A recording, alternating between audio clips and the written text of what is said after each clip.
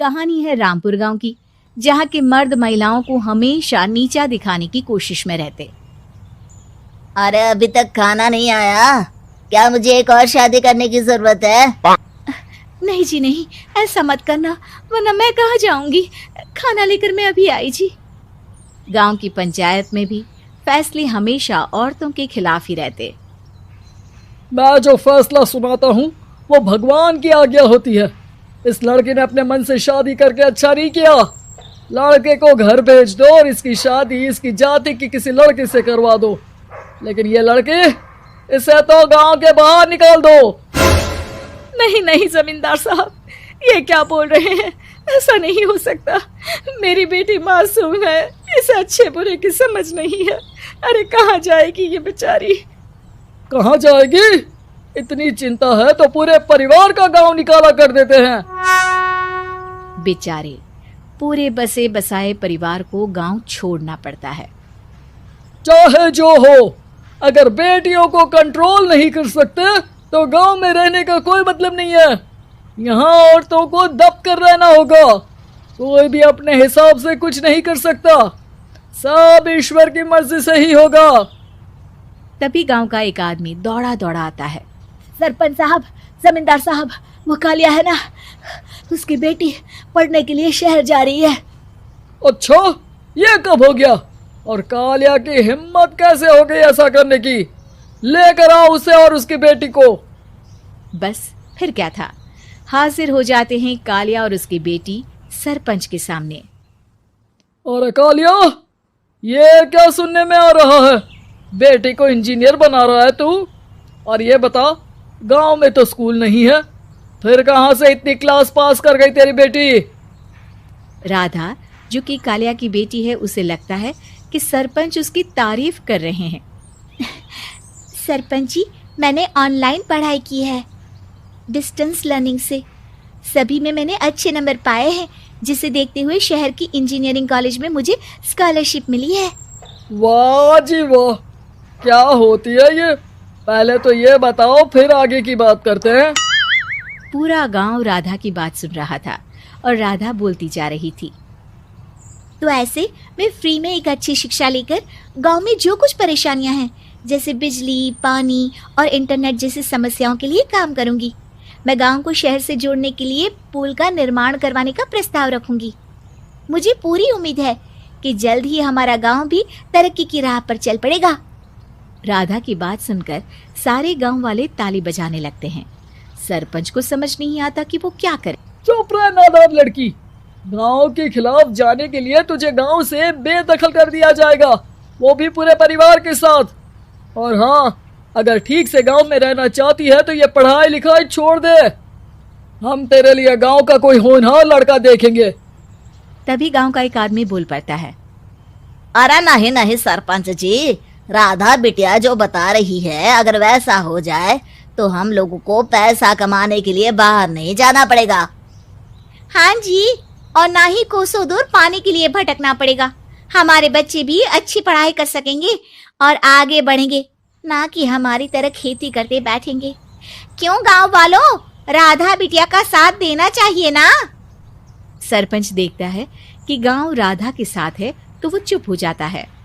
वो घर आकर अपने सलाहकार से बात करता है, जो बहुत ही चालाक किस्म का इंसान होता है।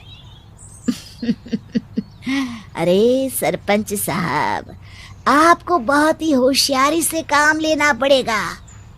एक बार गांव तरक्की कर गया, यहाँ के बालक पढ़ लिए तो कोई ना पूछेगा आपको। और फिर ये जो बेटा और बेटी है ना आपके, इनको भी आम लोगों की तरह ही जीवन जीना होगा।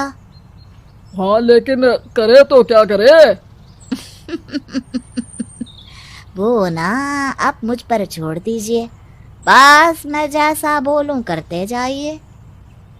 अगले रोज सुबह जब गांव वाले सोकर उठते हैं तो राधा के घर के बाहर और साथ ही वो लोग जिन्होंने राधा का सपोर्ट किया था, उनके घर के आगे लाल रंग से कल आऊंगी लिखा होता है।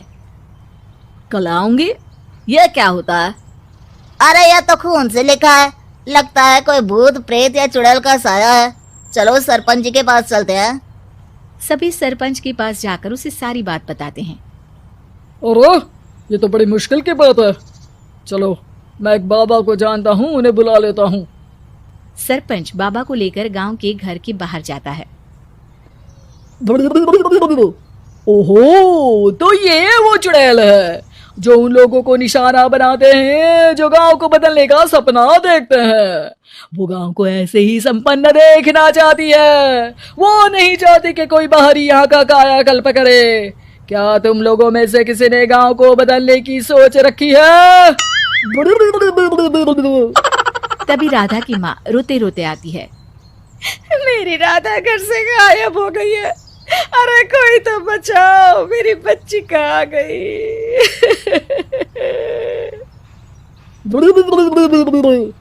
ले गई वो चुड़ैल, तेरी बच्ची को ले गई। अब वो उसे श्रापित करके छोड़ेगी, उस पर चुड़ैल का साया हो जाएगा। तभी बुरी सी हालत में राधा भी वहां आ जाती है। उसके बाल चुड़ैल की तरफ फैले होते हैं और कपड़ों में खून लगा होता है। सभी राधा को देखकर डर जाते हैं। माँ, पता नहीं मुझे कौन उठा कर ले गया था। अरे दूर दूर हो जा चुड़ैल, अब हम लोग इस गांव में नहीं रुकेंगे। अरे कैसी बातें कर रहे हैं आप? कल तो आप मेरे भरोसे गांव का हुलिया बदलने, अपने बच्चों को पढ़ाने और तरक्की उन्नति की बात कर रहे थे, तो आज क्या हो गया आपको? ये फिर तुम लोगों को बहकाएगी। ये चुड़ैल गांव में आ चुकी है, ऐसे ही ये तुम्हारे घर के बच्चों को भी ले जाएगी। गांव वाले राधा को गांव से बाहर निकाल देते हैं। उसके माँ बाप रोते रहते हैं, लेकिन गांव वाले नहीं मानते। मैं भी अपनी बहन के साथ गांव के बाहर रहूंगा, लेकिन वो पढ़ाई नहीं छोड़ेगी। वहीं सरपंच के घर पर सलाहकार कहता है। देखा, सांप भी मर गया और लाठी भी नहीं टूटी।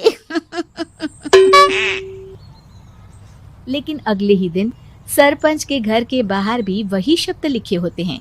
और फिर सरपंच की बीवी कहती है, हमारी बेटी को किसी ने अगवा कर लिया है। तभी राधा का भाई वहां आ जाता है। अरे गांव वालों, मैंने सरपंच जी की बेटी को देखा था। वो चुड़ैल उसे उठाकर ले जा रही थी। अरे क्या मजाक कर रहे हो? नहीं नहीं सरपंच जी, आप नहीं जानते। वो चुड़ैल अब आपकी बेटी में आ जाएगी, जैसे राधा के अंदर आ गई थी।